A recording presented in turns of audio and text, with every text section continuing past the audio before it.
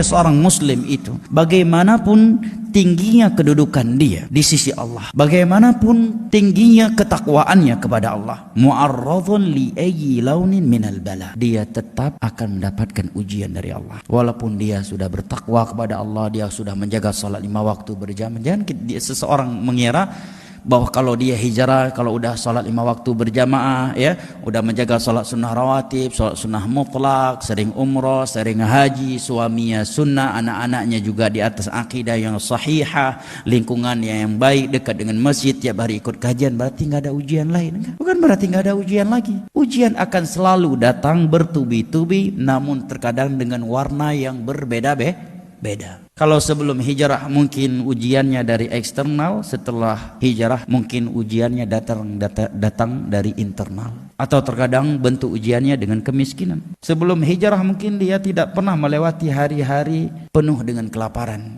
Dia tidak pernah melewati hari-hari di mana di rumahnya nggak ada beras. Setelah hijrah justru dia merasakannya. Maka nasihat dari Syekh, hendaknya dia tidak tertipu dengan derajatnya, dengan ilmunya, dengan amal salehnya, dengan ketakwaannya. Jangan bersandar kepada kedudukannya. Bal alaihi an yatawaqqa dauma kulla amrin min ayyi naw'. Tetapi hendaknya dia selalu menganggap akan melewati hari-hari di dunia ini dengan penuh ujian.